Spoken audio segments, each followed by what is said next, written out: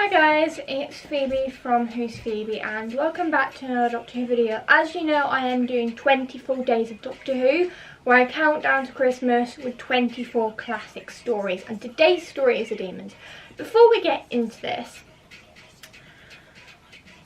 I owe you guys an explanation to why I haven't really been hyper focused on my YouTube channel this year and why I've only been getting a few videos per month.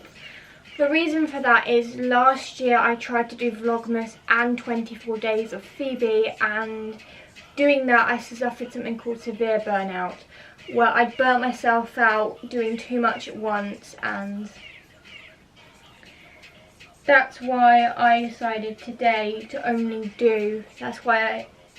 this year to only do one thing, which of course was 24 days of Doctor Who. It's a lot more easier for me. And today is day 20, and I'm pretty impressed with myself that I've got this far.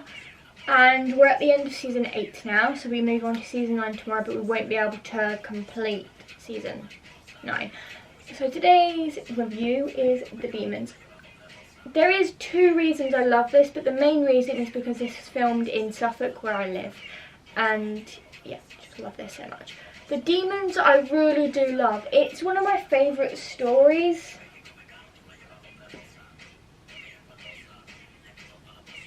Mostly because it's filmed in Suffolk, but because this kind of puts an end to season 8 being very master heavy.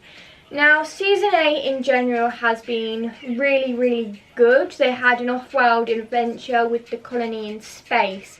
But what the Daemons do really well here is they take magic, and we know that Doctor Who and magic don't really mix.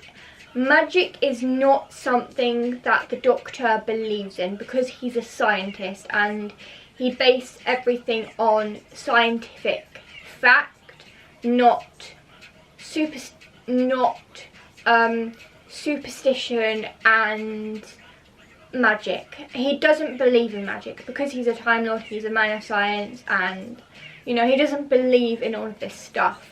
So I think this works really well because the Doctor doesn't believe in magic, no matter how many people in this particular story believes in magic. Mrs. Hawthorne knows that Devil's End is particularly gruesome because there's some form of magic happening. It's not really magic, technically, because the Doctor does exclusively explain that. When the Doctor and Jo get to Devil's End, the Doctor is keen on stopping the dig. At the beginning though, we see him have a remote control for Bessie, which now means he can control Bessie in a really cool way, and I think that is really cool that the Doctor kind of has made his car self-driving so that he can use the remote control at any point and just park his car wherever he wants to park it, which I think is generally genius.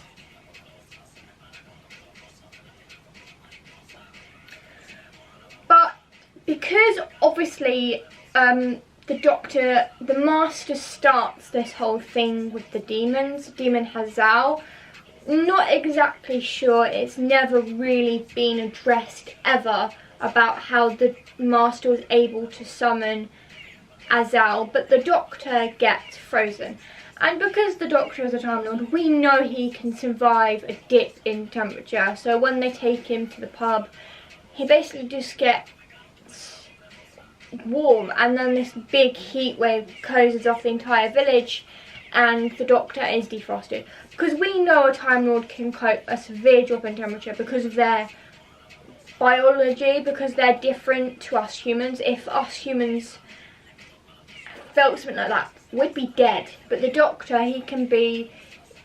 Time Lords have some sort of way of being able to, even if they're frozen half to death, like near death, they still survive it because their biology is different. So, because I think Gallifrey was always a warm planet, so I think because Gallifrey was cold sometimes, like there was places on Gallifrey that were cold and some places that were warm, that Time Lord's bodies just kind of adapted to the planet's different environments and just kind of became what they are, I think. Don't quote me on that. Don't quote me on that, please. I'm not exactly sure. But I do like the Daemons because they make base at the pub. There's a pub there and I recognised it. It's actually one in Snape. I live in a town called Framlingham, so Snape and Framlingham are basically neighbours really. And I really do, I'm not hurting him by the way. I really do like the Daemons. It's a fun story to finish off season 8 with. It's nice to see Captain Yates and Benton in civvies rather than in their uniform. I think this is really, really nice. The Brigadier goes absolutely spare at them for taking his helicopter to Devil's End. Because obviously the Brigadier has a night out party, you know, for dignitaries or whatever the hell he goes to, he's not happy about the fact that they took his helicopter. But Benton finds Mrs. Hawthorne and takes her to the pub. And the Doctor believes her, and Mrs. Hawthorne kind of becomes a temporary part of the team. I.e. she just kind of becomes the busybody and makes some cups of tea and drinks and food. I mean, who wouldn't? But yeah, she does become sort of like kitchen maid, like maid. But I think it's really nice to have someone who actually is like, they're not evil, they're nice, they're making friends with the Doctor because the Doctor knows exactly what they're doing. Obviously, the Doctor finds out about the masters behind this because Magister is a foreign word for master, and that is really interesting. And we know, because the Doctor doesn't believe in magic, he knows full well that the Master doesn't believe in magic. He's just using people's thoughts and manipulating them into demon Asar. Joe obviously gets hurt when someone in a helicopter is chasing the Doctor whilst he's in Bessie. It's not the Doctor's fault, he just did a sharp turn and she fell out. It's nothing to do with the Doctor's driving. He's quite a good driver when they're going fast. I don't think, it's nothing to do with him anyway.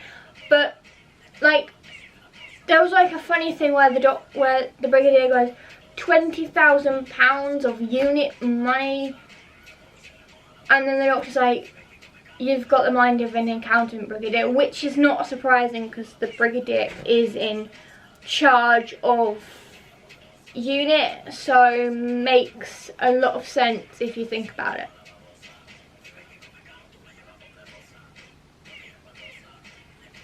Makes a lot of sense if you think about it, really, sort of what the Brigadier does. But as you get further into the story, like, the Doctor and the Master are like, the Master's still trying to kill the Doctor, but we know full well, go on, but we know full well that the Master would never kill the Doctor, like, come on.